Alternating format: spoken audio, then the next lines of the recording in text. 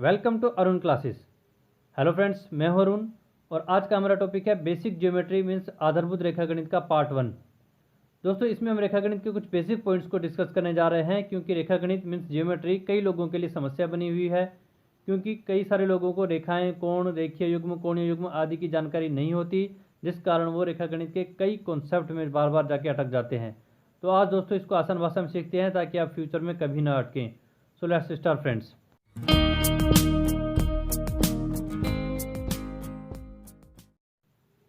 हाँ तो दोस्तों, सबसे पहले देख लेते हैं कि बेसिक ज्योमेट्री मीन्स आधारभूत रेखागणित के इस कोर्स में हम कौन कौन से टॉपिक्स को कवर करने जा रहे हैं। तो सबसे पहले आज के इसी वीडियो में हम इसके पहले 4 टॉपिक रेखाएं, रेखीय युग्म, कोण, कोणीय युग्म, इन सबको एक साथ देखेंगे, इनकी सारी विशेषताओं को अच्छे से स्टडी करेंगे। फिर इसके नेक्स्ट पार्ट में हम समांतर रेखाओं में जो कोण बनते हैं उनकी विशेषताओं पर स्टडी करेंगे, और फिर नेक्स्ट पार्ट में त्रिभुज के सभी प्रकार, उनकी विशेषताओं को डिस्कस किया जाएगा, और फिर अगले 2 पार्ट में एक में चतुर्भुज की सारी विशेषताओं को डिस्कस करेंगे, और फिर अंतिम पार्ट में वृत्त से जुड़ी हुई सारी विशेषताओं को एक साथ स्टडी करेंगे। और दोस्तों, अगर आप ये सारी बेसिक जानकारी को एक साथ समझ लेते हैं तो आप रेखागणित के किसी भी कॉन्सेप्ट को आसानी से क्लियर कर सकते हैं। तो दोस्तों स्टार्ट करते हैं हम आज का वीडियो। सबसे पहले देख लेते हैं दोस्तों कि रेखाएं कितने प्रकार की होती है। कई स्टूडेंट्स को ये डाउट रहता है कि वो हर एक तरह की लाइन को रेखाएं या लाइन मान लेते हैं, जबकि ऐसा नहीं होता है। आज आप इसके अंतर को जानेंगे। आपके सामने 3 तरह की लाइनें हैं दोस्तों। सबसे पहले डायग्राम में अगर हम देखें तो ये एक ऐसी लाइन है जो दोनों तरफ से बंद है। बंद होने का मतलब दोनों तरफ से तीर नहीं है। सबसे पहले आपको यही पता होना चाहिए कि ये जो तीर का निशान होता है इसका मतलब क्या होता है। इसका मतलब ये है कि जिस साइड में ये तीर का निशान है उस साइड में ये रेखा अनंत दूरी तक बढ़ती रहेगी, कभी ख़त्म नहीं होगी। अगर ये तीर का निशान नहीं है इसका मतलब वो वहीं पर एंड है। तो पहले वाले डायग्राम में अगर हम देखें तो दोनों साइड में कहीं भी तीर नहीं है, इसका मतलब कि ये यहीं पर एंड हो चुकी है। मतलब इस लाइन की दूरी निश्चित है, ये ना इधर से बढ़ेगी ना इधर से बढ़ेगी। तो ऐसी लाइन जो दोनों तरफ से बढ़ती नहीं उसको हिंदी में रेखाखंड और इंग्लिश में लाइन सेगमेंट कहते हैं। बढ़ते हैं अगले डायग्राम की तरफ। इसमें आप देख रहे होंगे कि एक तरफ तो इस लाइन का एंड हो चुका है, लेकिन एक तरफ से तीर का निशान है, मतलब इस साइड से ये अनंत दूरी तक बढ़ती ही रहेगी। तो ऐसी लाइन जो एक तरफ से जिसका अंत होता है और दूसरी तरफ से अनंत दूरी तक बढ़ती रहती है उसे हिंदी में किरण और इंग्लिश में बीम कहते हैं। ऐसे ही अगर हम थर्ड डायग्राम की तरफ बढ़ें तो इसमें दोनों तरफ तीर के निशान दिख रहे हैं, मतलब कि दोनों तरफ से इस लाइन का कोई अंत नहीं, ये दोनों तरफ से अनंत दूरी तक बढ़ती ही जा रही है। तो ऐसी लाइन जो दोनों तरफ से बढ़ती ही जाती है उसे रेखा या लाइन कहते हैं।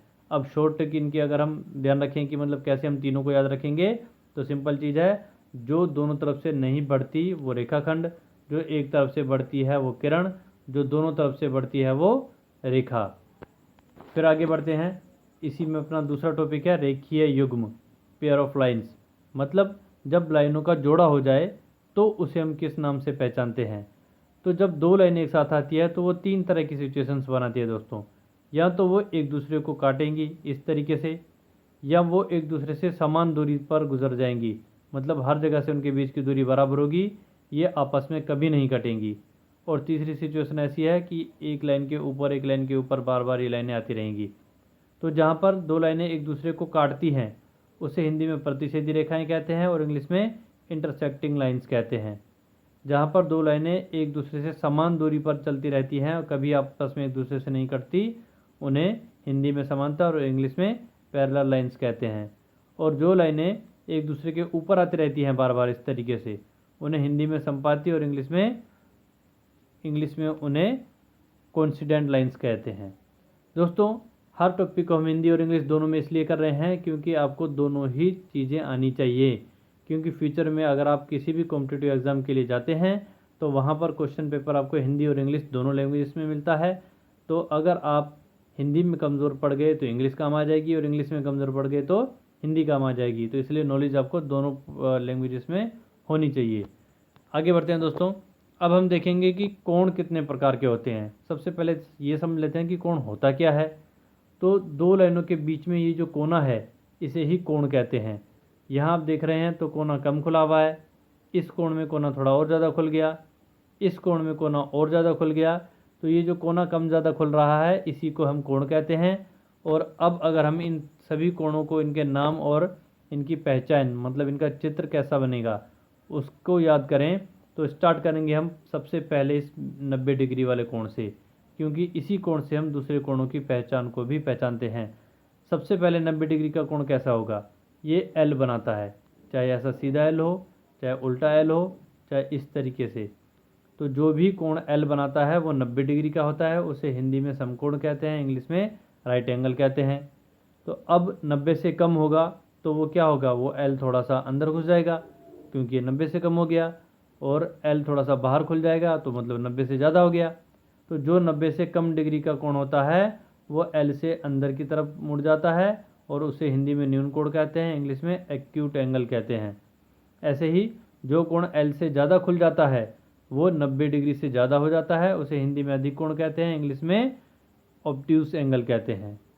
ऐसे ही आगे बढ़ते हैं हम कि 90 से बड़ा कोण तो ऑब्ट्यूस हो गया, उससे भी आगे 90 से भी बड़ा हो तो वो एक सीधी लाइन बनाता है, और एक सीधी लाइन पर जो भी कोण होता है वो हमेशा 180 डिग्री का होता है। ये आप गांठ बांध लें दोस्तों। आप कुछ चीज़ें तो सिंपल जो हैं वो रट लें कि एल बनेगा तो 90 डिग्री, सीधी लाइन होगी तो 180 डिग्री, और एक बिंदु के चारों ओर कोण होगा तो वो 360 डिग्री। तो ये आपको अच्छे से याद रखने हैं। सीधी लाइन मतलब 180 डिग्री, जिसे हिंदी में ऋजु कोण कहते हैं, इंग्लिश में स्ट्रेट एंगल कहते हैं। फिर 180 से भी अगर बड़ा हो, मतलब सीधी लाइन से भी पार हो जाए बड़ा कोण, तो उस 180 से बड़े कोण को हिंदी में परवर्ती कोण कहते हैं, और इंग्लिश में रिफ्लेक्स एंगल कहते हैं। फिर 180 से भी अगर बड़ा कोण हो जाए, मतलब जिस बिंदु से स्टार्ट हुआ घूम फिर करके वापस वहीं आ जाए, तो ये तो पूरा कोण हो गया। तो एक बिंदु के चारों ओर जो पूरा कोण बनता है वो 360 डिग्री का होता है। यहाँ आपको ये भी ध्यान रखना है दोस्तों, सबसे बड़ा कोण 360 डिग्री का होता है, इससे बड़ा कोई कोण नहीं होता, और इसको हम हिंदी में संपूर्ण कोण कहते हैं, इंग्लिश में फुल एंगल कहते हैं। तो ये सभी हुए हमारे कोण उनकी विशेषताओं के साथ। अब जब दो कोण एक साथ आ जाएं तो उसे कहते हैं कोणीय युग्म, मीन्स पेयर ऑफ एंगल्स। तो जब एक साथ दो कोण आते हैं तो उनको क्या कहते हैं, तो यहाँ भी अलग अलग सिचुएशंस बनती हैं, जैसा कि आपके डायग्राम पर है। पहली सिचुएशन में हम देखें तो दो प्रतिच्छेदी रेखाओं के बीच में कोने जो आपस में एक दूसरे सामने से कट रहे हैं, उनमें दो कोण बने हुए हैं, एक है ए, एक है बी। तो जब भी प्रतिच्छेदी रेखाओं के शीर्षों के आमने सामने के कोण होते हैं तो उन्हें हम शीर्षाभिमुख कोण कहते हैं, इंग्लिश में वर्टिकली अपोजिट एंगल्स कहते हैं, और ये दोनों हमेशा बराबर होते हैं। ध्यान रखना दोस्तों, वर्टिकली अपोजिट एंगल्स हमेशा एक दूसरे के बराबर होते हैं। अगले डायग्राम में चलें तो ये है आसन्न कोण, जिन्हें इंग्लिश में एडजेसेंट एंगल्स कहते हैं। क्या होते हैं आसन्न कोण, जो एक दूसरे के साथ बने हो, बस इतनी सी विशेषता है। जो कोण एक दूसरे से सटे हुए होते हैं, मिलकर के एक साथ बने होते हैं, उन्हें आसन्न कोण कहते हैं, और ये ना ही बराबर होते हैं ना ही इनका योग 180 होता है। इनकी बस इतनी सी विशेषता याद रखनी है कि ये आपस में एक साथ बने होते हैं। अगले डायग्राम की तरफ चलें तो यहाँ पर है एक रैखिक युग्म, जिसे इंग्लिश में लाइनर पेयर कहते हैं। दोस्तों इसको बड़े अच्छे से समझना है, क्योंकि 9th 10th या फिर आगे फ्यूचर में हायर स्टडी जहाँ भी आप मैथ को पढ़ोगे, ये लाइनर पेयर रेखा गणित में बहुत ज़्यादा बार आता रहता है। क्या है ये लाइनर पेयर? लाइनर पेयर हमें ये बताता है कि एक सीधी लाइन पर कितने भी कोण बने हो, सबको जोड़ करके वो 180 ही होता है। जबकि ये हम पहले भी समझ चुके हैं कि एक सीधी लाइन पर पूरा कोण 180 का होता है। अब चाहे आप उसे कितने भी टुकड़ों में बांट लो तो 180 ही होगा ना, क्योंकि बन तो एक ही लाइन पर रहा है। जैसे यहाँ पर आप देखेंगे तो एक सीधी लाइन पर दो ही कोण बने हैं, ए और बी, तो दोनों एक सीधी लाइन पर बने हैं, इसलिए दोनों को मिला करके 180। अगर यहाँ एक तीसरी लाइन ऐसे भी होती तो पहला कोण, ये दूसरा कोण और ये तीसरा कोण बनता, फिर तीनों को मिला करके बन तो वो एक ही लाइन पर रहे हैं, तो तीनों को मिला करके भी 180 होता।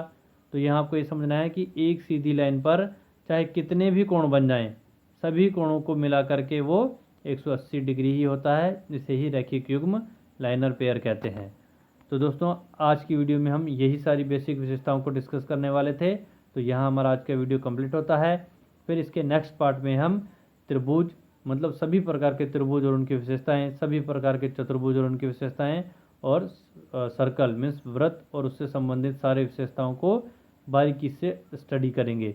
दोस्तों ये सारी बेसिक चीज़ें अगर आप अच्छे से समझ लेते हैं तो आगे से आप रेखा गणित के किसी भी कॉन्सेप्ट में नहीं अटकोगे, क्योंकि ये रेखा गणित का बेस है। अगर आपको ये सारी चीज़ें नहीं आती है तो हर एक क्वेश्चन में कहीं ना कहीं आप अटकते रहोगे। इसलिए आपको सबसे पहले अपना बेस स्ट्रॉन्ग करना चाहिए, फिर आगे बढ़ना चाहिए।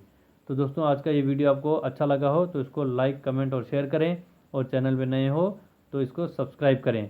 और इसके नेक्स्ट पार्ट्स को आपको देखना हो तो डिस्क्रिप्शन में उनका लिंक मिल जाएगा, वहाँ से देख करके आप अपने नॉलेज को और बढ़ाएं। Thanks to watch.